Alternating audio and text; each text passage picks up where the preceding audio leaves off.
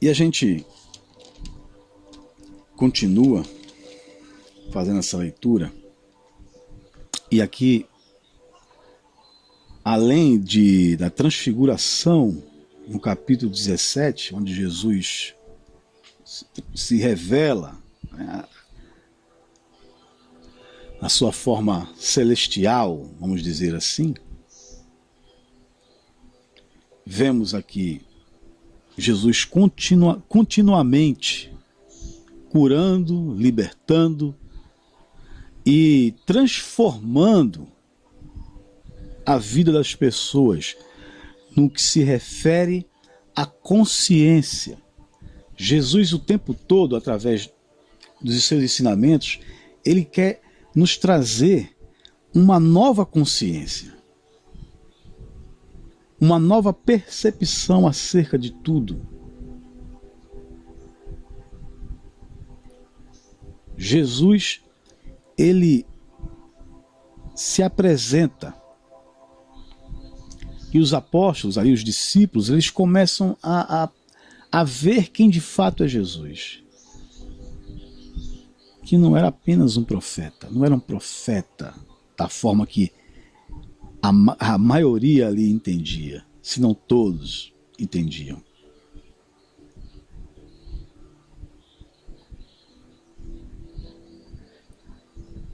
E quando a gente começa a conhecer o Jesus das Escrituras, quando você começa a conhecer este Jesus, deixa eu te dizer uma coisa. Essa compreensão, essa percepção desse Jesus que está aqui no Evangelho, esse Jesus, ele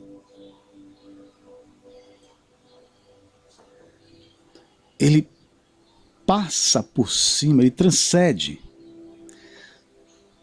toda a característica daquele Jesus construído pela religião.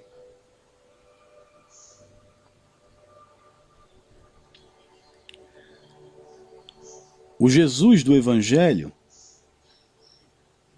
que está registrado aqui, e nós estamos lendo, nos mostra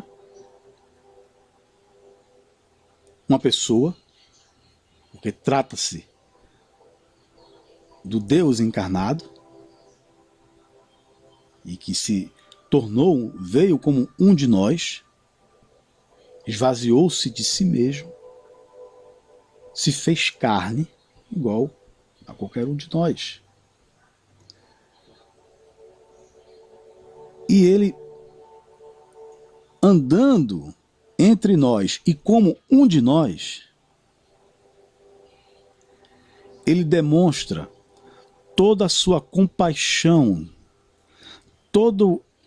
ele confirma a sua decisão de nos amar, num propósito acima infinitamente de qualquer compreensão de dimensionamento humano desse amor. Onde nenhuma religião, ou nenhum dogma, ou nenhuma compreensão teológica, nenhuma sistemática tem a capacidade de delimitar, de conceituar, de sequer imaginar, cogitar qualquer coisa neste sentido, nesse dimensionamento, na força, no poder dessa decisão unilateral do amor de Deus em nosso favor, que não está preso a nada, a nenhuma doutrina, nenhuma compreensão teológica doutrinária, seja calvinista, seja quem quer que seja. predestinação, livre-arbítrio, tudo isso não consegue definir. E nessa compreensão, nós temos menos ainda a capacidade de determinar, de dizer quem é joio, quem é trigo, quem é salvo, quem é perdido. Porque eu não conheço, honestamente, verdadeiramente, eu não tenho condições, ninguém na face da terra tem condições de dizer, determinar, rascunhar qualquer coisa neste sentido, onde o que nos resta como discípulos verdadeiros, aqueles que atenderam ao chamado, que ouviram a voz de Deus e atenderam o chamado em obediência, resta apenas pregar o Evangelho e manifestar este Evangelho em nossas ações, amando o nosso próximo, fazendo com que a nossa forma de nos conduzirmos sobre a face dessa terra seja comparável ou aproxime-se o máximo possível do que Jesus nos dá como exemplo em si mesmo. Porque Ele é o exemplo. Viver a vida de Jesus no seu comportamento, na sua forma de tratar com as pessoas e com as questões humanas deste mundo, são, de fato,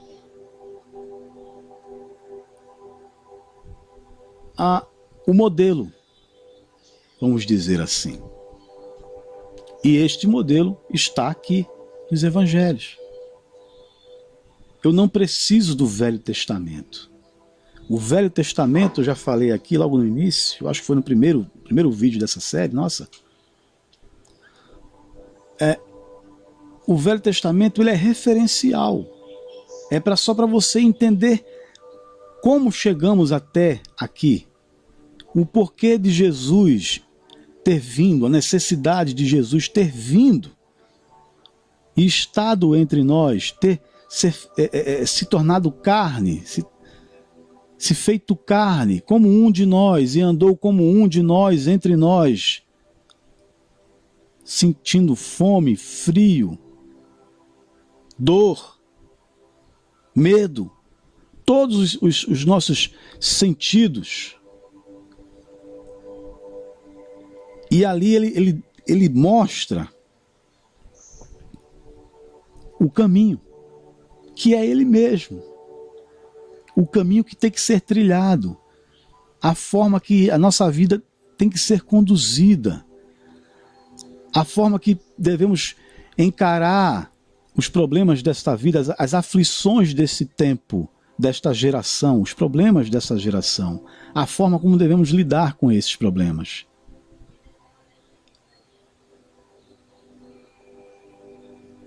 E assim, ter uma vida conforme o exemplo de Cristo, nos tornando de fato verdadeiros discípulos. E nessa relação com Deus agora, sermos de fato adoradores que adoram em espírito e em verdade, porque são estes que o Pai procura.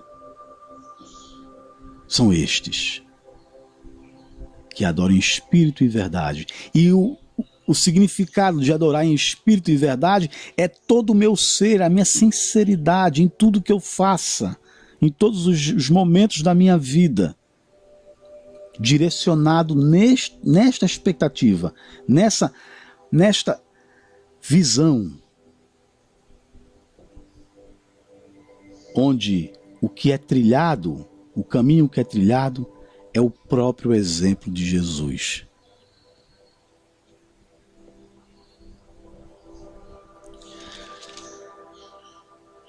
E aqui, no capítulo 18, A gente vê aqui a preocupação dos discípulos ali em saber quem é o maior no reino dos céus. No reino do céu, quem é o maior, quem é o mais importante, como é que é? As pessoas se preocupam com a hierarquia, se preocupam com posições sociais. E devemos entender que este mundo que nós vivemos não tem nada a ver com o que está proposto no céu. A formatação sistemática de como este mundo funciona não tem nenhuma referência lá do céu. O que é deixado como referência do céu para este mundo é justamente como nós devemos lidar com as pessoas e como nos relacionar com o todo. E nessa mesma curva de entendimento, nesse mesmo parâmetro, o nosso relacionamento com Deus.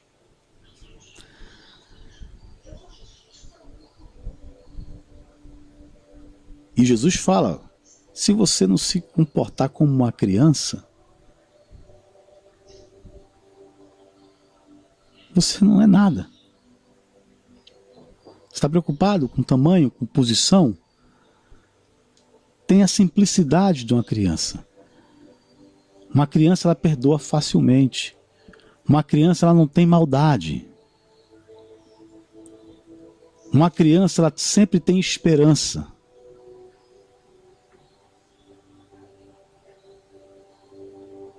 É essa a mentalidade.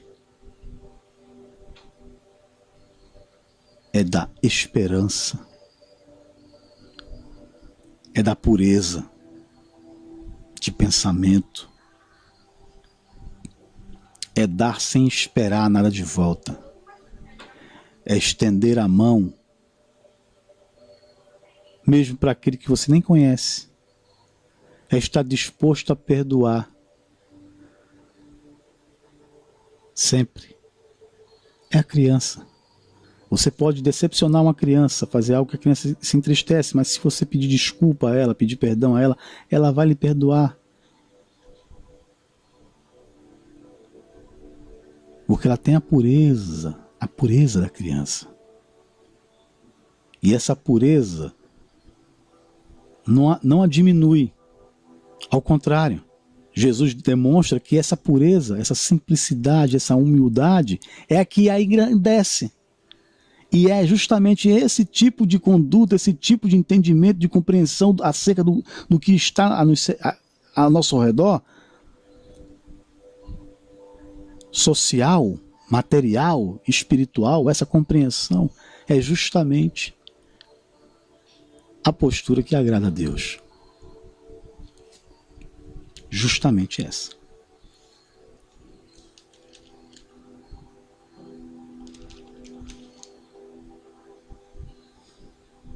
E aqui, no capítulo 19, é importante destacar a questão do jovem rico. O jovem rico disse, eu cumpro todos os mandamentos. Isso eu faço. Mas o que eu preciso ainda? Aí Jesus fala, pega o que tu tens, vende e divide. Se queres ser perfeito, no verso 21 do capítulo 19, diz assim, se queres ser perfeito, vai, vende tudo que tens e dá-o aos pobres, e terás um tesouro no céu. Então, vem e segue-me. É a questão justamente que a gente começou a conversar aqui o tempo todo, desde o começo. Estou falando aqui para você, repetindo todos os dias.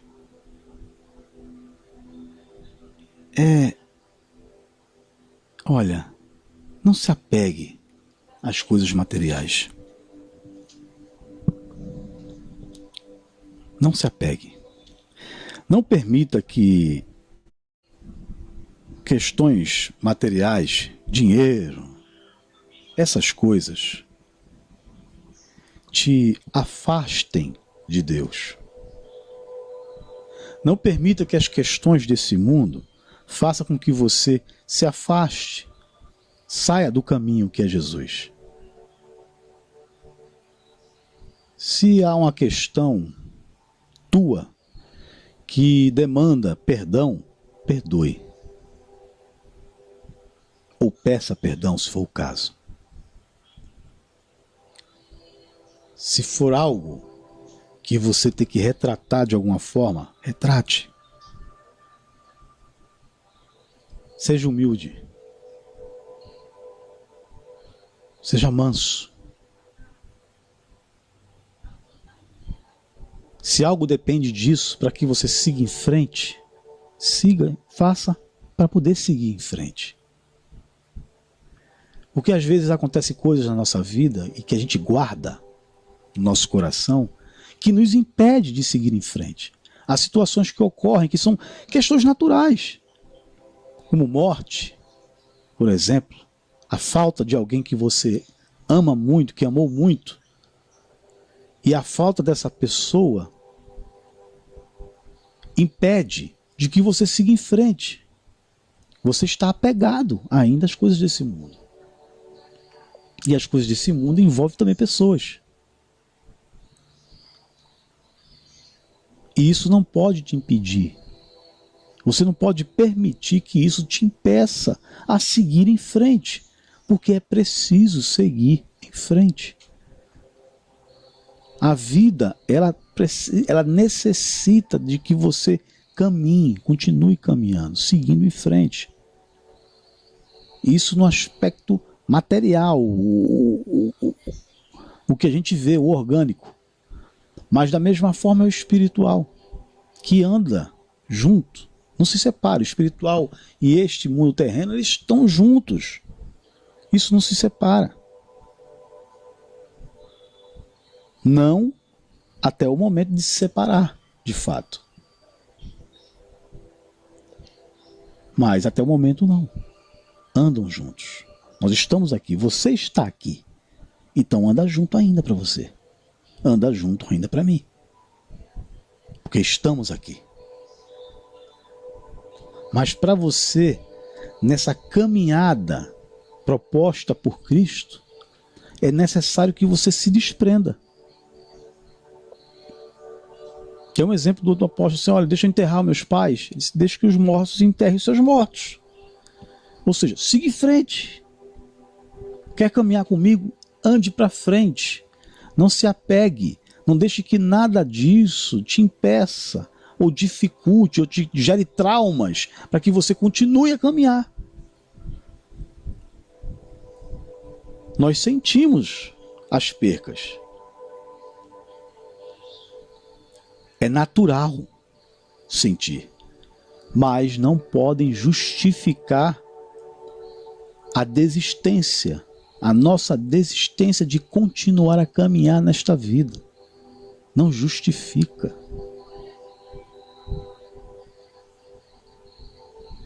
As decepções acontecem. Seja decepções vindas de pessoas, sejam decepções vindas das circunstâncias da vida, porque nós vivemos num mundo que teremos aflições. Então, dentro dessas aflições está inclusas as decepções. E também estas coisas não podem te impedir de continuar a caminhar. Um discípulo de Jesus, ele não se entrega. Ele não desiste. Ele não desiste de continuar a caminhar, porque aquele que é o caminho nunca desistiu de você. Você entende?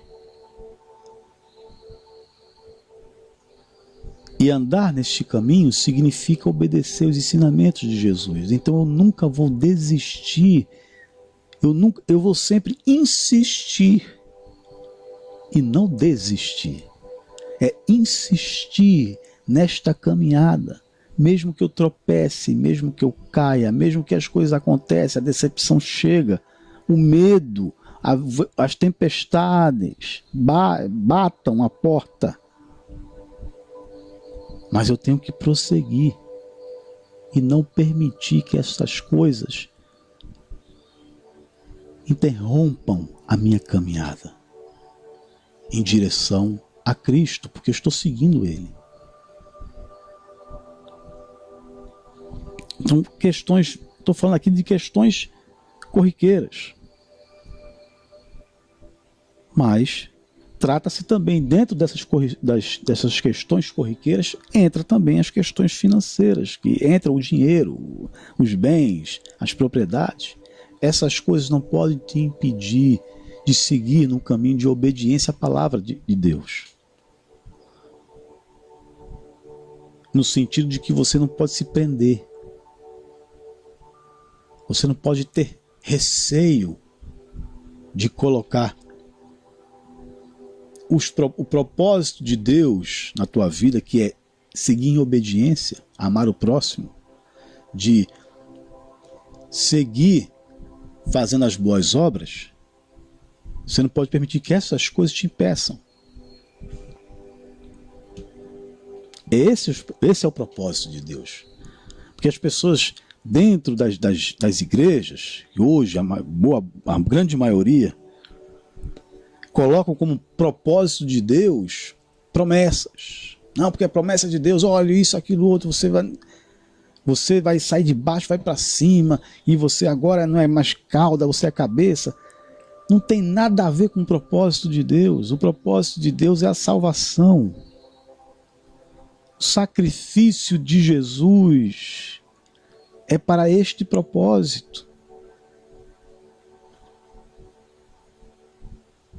Não é nada material. Isso tudo é mentira, é engano. São pessoas covardes, líderes religiosos, covardes, mentirosos. Verdadeiros fariseus. Os fariseus da Bíblia estão enganando.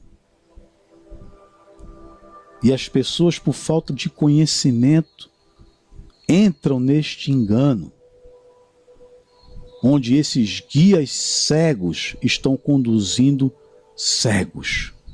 E Jesus diz que ambos vão cair no buraco. Se perdem.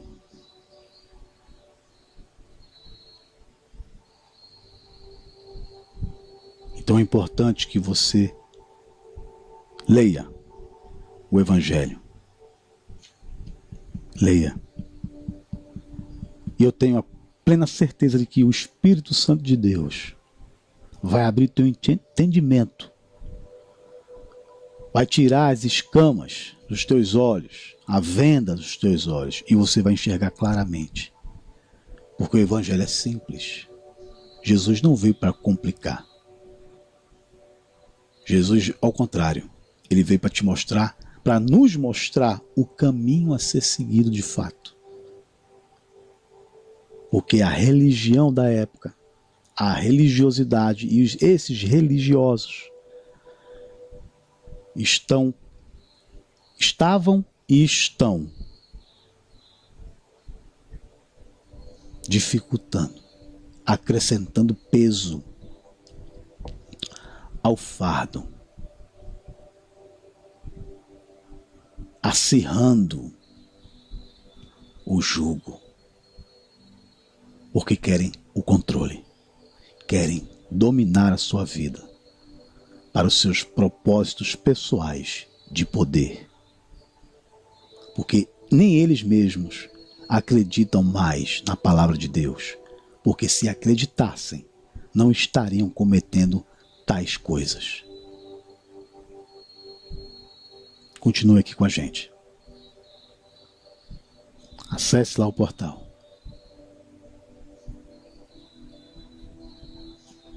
Que Deus te abençoe. Em nome de Jesus. Em nome de Jesus. Amém.